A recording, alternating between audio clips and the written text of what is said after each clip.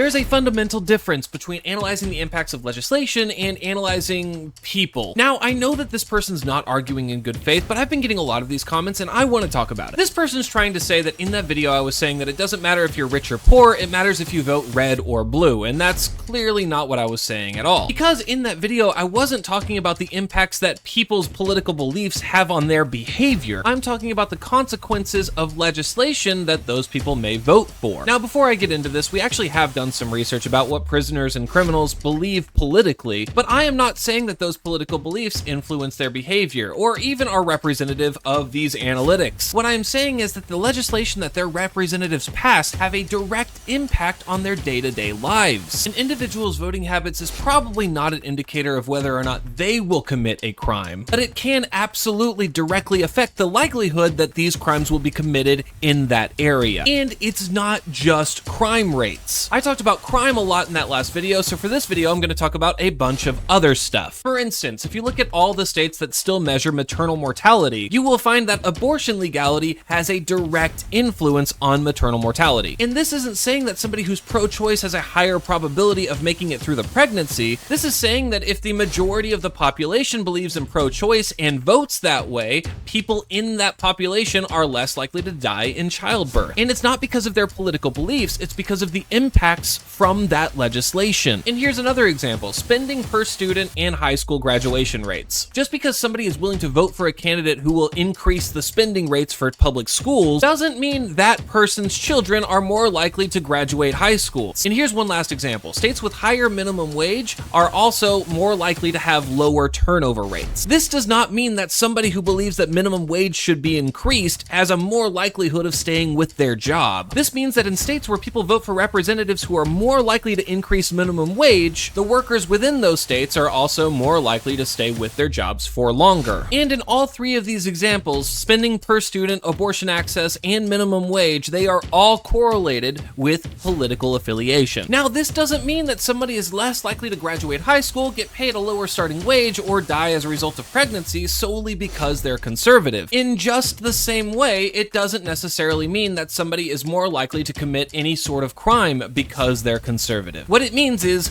people vote based on their political beliefs, and the impact of their vote is what determines representatives in their areas. And then those representatives make decisions that directly impact those people's everyday lives. This is not a conversation about people and morals. This is not a conversation about who is a bad person based on their political beliefs. This is a conversation about the consequences of those political beliefs in comparison to other sorts of metrics. But while we're on this topic, because I know somebody in the comment section is going to say both parties are the same because they're both funded by the same groups. You wouldn't think after this video people would say that, but people were saying it after the last video that this comment was from, so I might as well get into that a little bit. And if you want more info about this topic, I have an entire series starting with this video, so go check that one out. First off, I urge you to go to places like opensecrets.org. They break down where PAC money comes from for each and every candidate and which party they come from. For instance, this right here is political donations by big oil companies. As you can see, they are very, very different. While there are certainly some Democratic candidates who are receiving money from big oil, that does not represent the vast majority of them. And it certainly does not mean that they are receiving it at the same level as their Republican counterparts. Next up, you can look at for-profit prisons. These two are nothing alike. And next up, we can look at gun rights organizations. These two are not the same at all. Democrats don't even receive money from gun rights organizations anymore. And yes, there probably will be some issues that you care deeply about that they are both similar. And there probably also will be some situations that you care deeply about where Democrats receive more money from places that you disagree with. But that's why you do your research and you figure out which candidates you actually want. Which brings me to the next point. Primaries exist and you should vote in them. In the 2020 primary, Bernie Sanders only had 26% of the overall vote compared to Joe Biden's 51.7%. And if you want to talk about delegates, in that same primary, Bernie Sanders got 1,117 delegates, which is a slightly higher percentage of delegates than his voter count actually called for. Which means if the voters who actually believe that politicians shouldn't be owned by corporate PAC money actually went to the primaries, we might have actually elected a president who is not funded by corporate PAC money. So,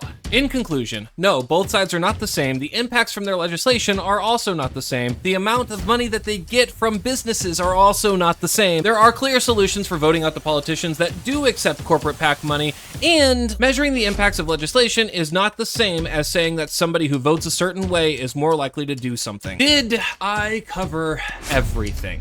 Tell me if I left something out.